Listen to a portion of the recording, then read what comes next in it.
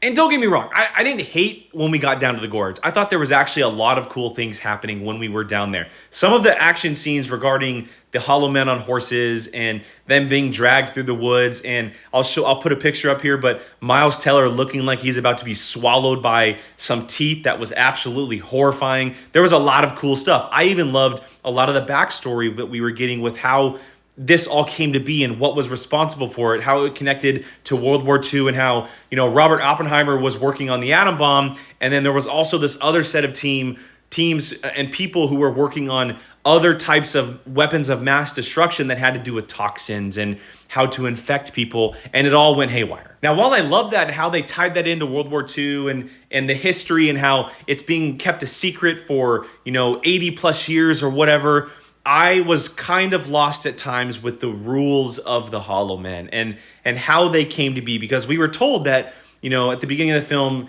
specifically, there were 2,400 cavalrymen who went down to the gorge to find everything out, and they were never found. And then Miles Teller's character and Anna Taylor-Joy's character, they come into contact with these Hollow Men that are essentially those people from the 40s or 50s or whatever that were that cavalry that went down there. So the Hollow Men are almost turned in a way by this infection that is happening down there.